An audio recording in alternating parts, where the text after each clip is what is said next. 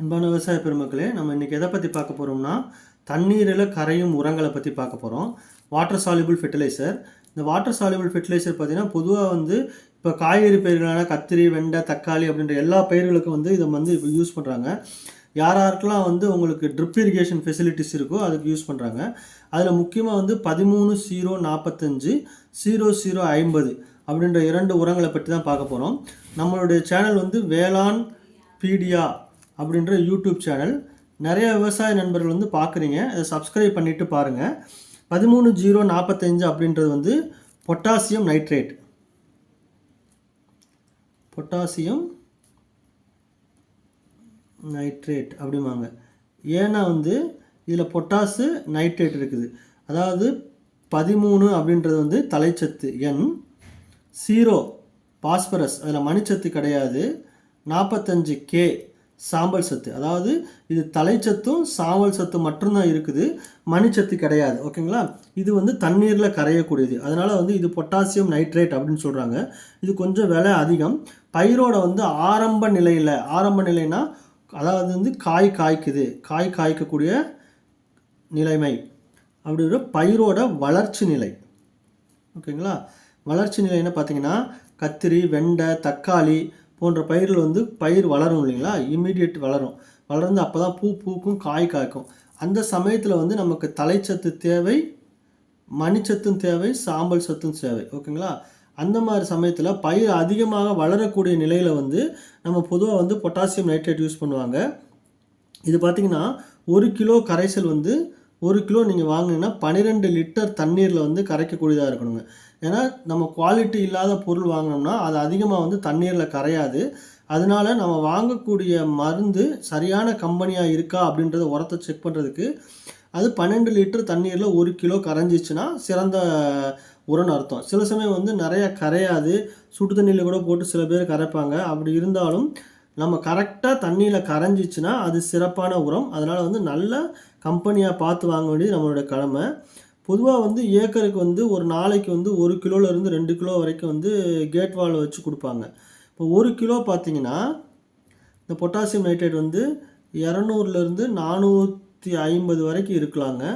25 kilo by பார்த்திங்கன்னா 4000லேருந்து 5500 வரைக்கும் உங்களுக்கு கிடைக்குதுங்க. இது பார்த்தீங்கன்னா ஃபோலியார் ஸ்ப்ரேயும் கொடுக்கலாம், உங்களுக்கு மேலே சாயில்லையும் கொடுக்கலாங்க. ஃபோலியார் ஸ்ப்ரே அப்படின்னு போனீங்கன்னா, ஃபோலியார் ஸ்ப்ரேனா மேலே ஸ்ப்ரே பண்ணுறது. ஓகேங்களா? மேலே ஸ்ப்ரே பண்ணுறது பொதுவாக பார்த்தீங்கன்னா 50 கிராம் தாங்க. 50 கிராம் 10 லிட்டர் ஆஃப் வாட்டர். ஓகேங்களா? 100 லிட்டர்னால் உங்களுக்கு 1/2 கிலோ தான். 1/2 கிலோ இருந்தால் 100 லிட்டர் தண்ணிக்கு நீங்கள் உபயோகப்படுத்திக்கலாம். ஒரு ஏக்கருக்கு 100லேருந்து 150 லிட்டர் உபயோகப்படுத்துவாங்க. அப்போ 1/2 கிலோலேருந்து 3/4 கிலோ தேவைப்படுங்க. நீங்கள் 50 கிராமுக்கு 5 கிராம் தான் 1 லிட்டர் தண்ணிக்குங்க. அதுக்கு மேலே நீங்கள் போகவே கூடாது. அப்படி போனீங்கன்னா பயிரில் ஸ்க்ராட்சிங் ஏற்படும். ஏன்னா பயிர் 30லேருந்து 45 நாளில் நீங்கள் ஸ்ப்ரே பண்ணிங்கன்னா பயிரில் இலை கருகிறதுக்கு வாய்ப்பு இருக்குது. அதனால் எப்போயுமே ஃபோலியார் ஃபெர்டிலைசர் நம்ம மேலே ஸ்ப்ரே பண்ணுறோம்னா ரொம்ப கவனமாக இருக்கணும். ஏன்னா பயிர் கருகக்கூடிய வாய்ப்புகள் இருக்கும். அதனால் 5 கிராம் போதும் 1 லிட்டர் தண்ணிக்கு. அதே நீங்கள் இதில் கொடுக்குறோம் அப்படின்னு பார்த்தீங்கன்னா 2லேருந்து 3 கிலோ ட்ரிப்பில் கொடுத்தீங்கன்னா ஒரு ஏக்கருக்கு, அதனால் ட்ரிப் வழியாக கொடுத்தீங்கன்னா 2 கிலோ போதுங்க. 2லேருந்து 4 கிலோ வரை கொடுப்பாங்க. சின்ன பயிராக இருந்தால் 2 கிலோ, பெரிய பயிராக இருந்தால் 4 கிலோ ஒரு ஏக்கருக்கு ட்ரிப்பு டேங்க்லேயே நீங்கள் கலந்து கொடுத்துக்கலாம். எப்பப்போலாம் தண்ணி வச்சுருங்களோ அந்த சமயத்தில் நீங்கள் 2 நாளைக்கு ஒரு தடவையோ 3 நாளைக்கு ஒரு தடவையோ நீங்கள் கொடுத்தீங்கன்னா பயிர் மகசூல் நல்லாயிருக்கும், பயிரோட வளர்ச்சியும் நல்லா இருக்குங்க. ரொம்ப முக்கியம் இது. நம்ம வாங்கக்கூடிய கம்பெனி அதை விட ரொம்ப முக்கியங்க. அதனால தான் 13-0-45 அப்படின்றது பொட்டாசியம் நைட்ரேட். இது தலைச்சத்து, சாம்பல் சத்து ரெண்டுமே இருக்குது. இது எல்லா பயிருக்கும் ஆரம்ப காலத்தில் நம்ம உபயோகப்படுத்தணுங்க. அதுக்கடுத்து நம்ம சொல்லக்கூடியது 00-50. இது பல பயிர்களில் பழத்தோட குவாலிட்டி. ஓகேங்களா? இது தரம். அதாவது முதல்ல சொன்னது பயிரோட வளர்ச்சிக்கு முக்கியமானது. இரண்டாவது சொல்லக்கூடிய சல்ஃபேட் ஆஃப் பொட்டாஸ் அப்படிம்பாங்க. இதை சல்பேட், SOPமாங்க, சல்பேட் ஆஃப் பொட்டாஸ், SOP. இது SOP, அது KNO3, இது SOPங்க. ஸோ இதில் பார்த்தீங்கன்னா தலைச்சத்து 0 தான் இருக்கும், N. மணிச்சத்து P அதுவும் 0 இருக்கும். சாம்பல் சத்து K.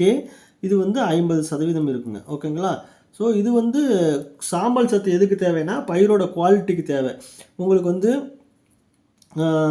ஒரு மஸ்க் மிலனோ வாட்டர் மிலனோ ஏதாவது போட்டிங்கன்னா உங்களுக்கு வந்து நல்ல குவாலிட்டி கொடுக்கணும். ஈல்டு வந்து இன்க்ரீஸ் பண்ணி கொடுக்குறதுக்கு, சைனிங் இன்க்ரீஸ் பண்ணி கொடுக்குறதுக்கு பொட்டாஷ் சத்து வந்து மிக அவசியங்க.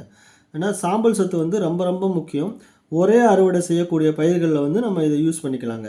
ஏன்னா சாம்பல் சத்து மட்டும் வந்து பயிர் வளர்ச்சி அடைஞ்சு நம்ம அறுவடை செய்கிறதுக்கு வந்து அதோட குவாலிட்டியை இன்க்ரீஸ் பண்ணணும் அப்படின்னா வந்து சாம்பல் சத்து அப்படின்னாவே வந்து நீங்கள் குவாலிட்டி அப்படின்னு பார்த்துக்கலாம். அறுவடை சமயத்தில் வந்து நெல்லுக்கு வந்து நெல் வந்து திரட்சியாக இல்லை, நெல் மணிகள் வந்து நல்லா சைனிங்காக இல்லை, நல்ல வெயிட் இல்லை அப்படின்ற சமயத்தில் நீங்கள் 0050 வந்து நீங்கள் பால் பிடிக்கிற சமயத்தில் வந்து நீங்கள் ஒரு 1/2 கிலோ வாங்கி ஏக்கருக்கு நீங்கள் ஸ்ப்ரே பண்ணிங்கனாவே நல்ல ஈல்டு கிடைக்கும், ப்ளஸ் வந்து நல்ல வெயிட்டு கிடைக்கும்.